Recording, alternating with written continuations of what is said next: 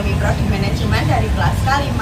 Kami akan mempresentasikan tugas Project Based Learning atau PJBL dari kelompok akuntansi 5.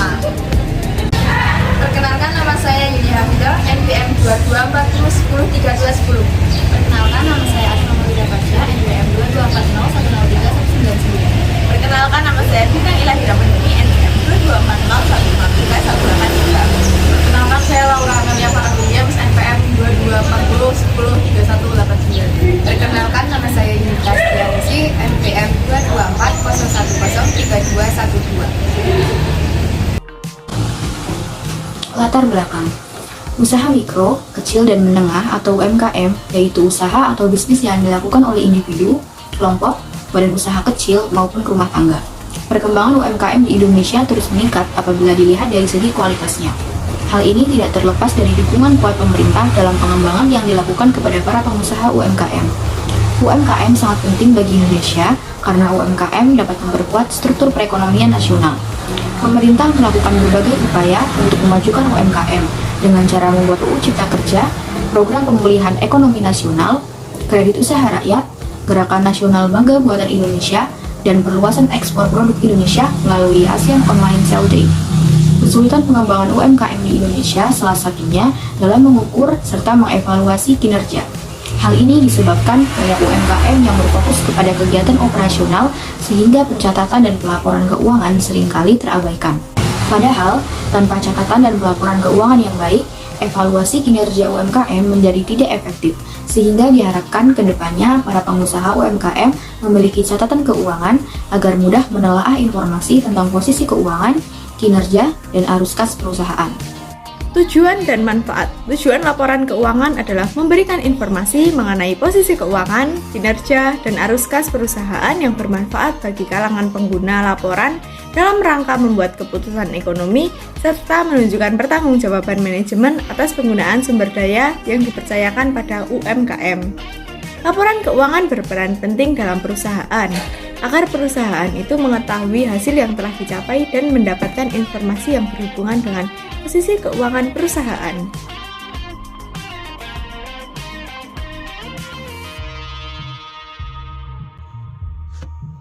Pengertian laporan keuangan. Laporan keuangan pada umumnya meliputi neraca, laporan laba atau rugi, laporan perubahan ekuitas, laporan arus kas, dan catatan atas laporan keuangan.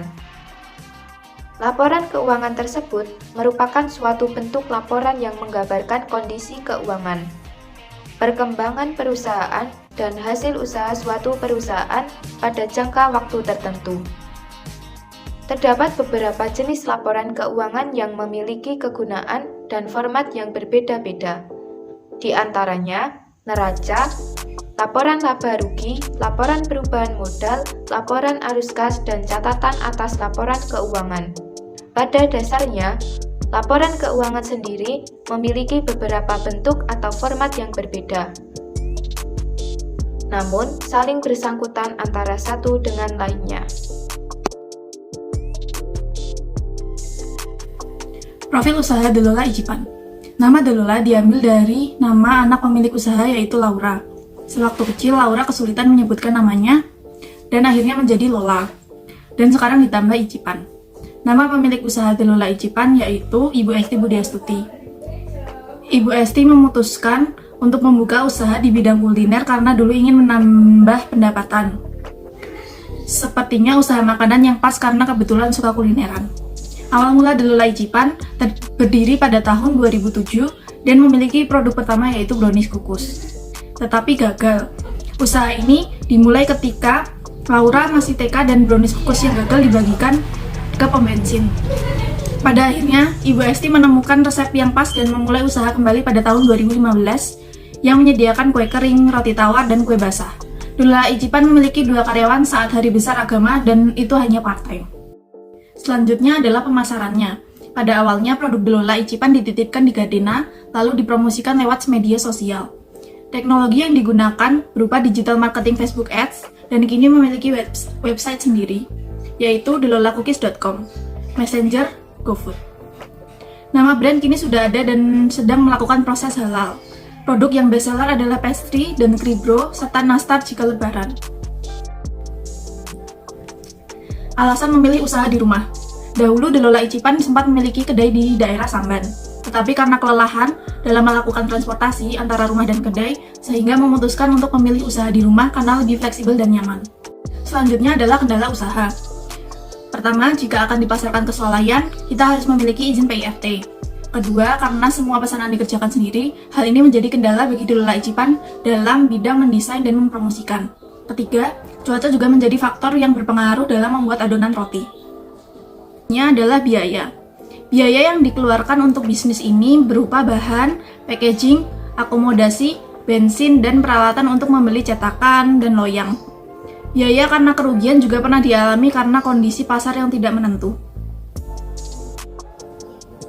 Selanjutnya adalah retur barang. Pernah ada pemesanan nastar dan Nutella cookies sejumlah 8 juta dan dikembalikan karena produk sudah expired selama 2 minggu, sehingga perlu adanya ganti rugi.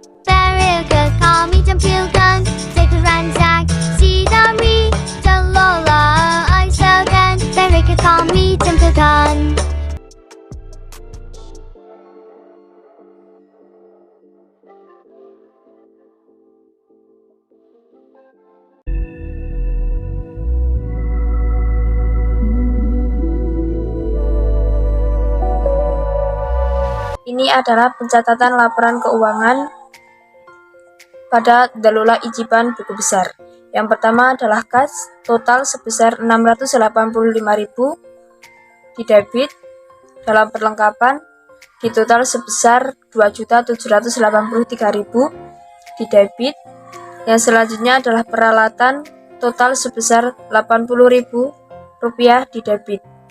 Yang selanjutnya adalah penjualan, total sebesar 3.548.000 di debit. Yang selanjutnya adalah Delola Icipan pada neraca saldo. Di total sebesar 3.548.000 rupiah di debit dan 3.548.000 rupiah di kredit. Selanjutnya adalah harga pokok penjualan. Pada persediaan tanggal 1 Oktober 2022 sebesar 400.000 rupiah. Dan persediaan pada tanggal 31 Oktober 2022 sebesar 80.000 rupiah. Sedangkan harga pokok penjualan sebesar 320.000 rupiah di kredit. Selanjutnya adalah Delola Icipan pada ayat jurnal penyesuaian periode 31 Oktober 2022.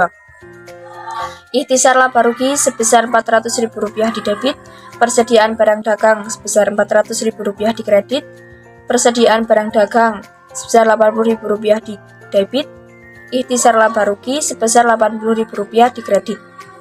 Selanjutnya adalah Delola Icipan pada neraca lajur periode 31 Oktober 2022 dengan total 3.548.000 rupiah di debit dan 3.548.000 rupiah pada kredit pada laba rugi.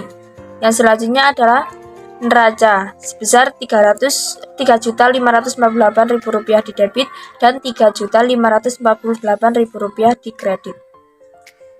Yang selanjutnya adalah Delola Icipan pada laporan laba rugi untuk periode yang berakhir pada 31 Oktober 2022 dengan laba bersih sebesar 3.228.000 rupiah. Selanjutnya adalah Delola Icipan pada laporan laba rugi untuk bulan yang berakhir tanggal 31 Oktober 2022 dengan laba bersih sebesar 3.228.000 rupiah. Selanjutnya adalah Delola Icipan pada laporan perubahan modal periode 31 Oktober 2022 dengan modal awal 1 Oktober 2022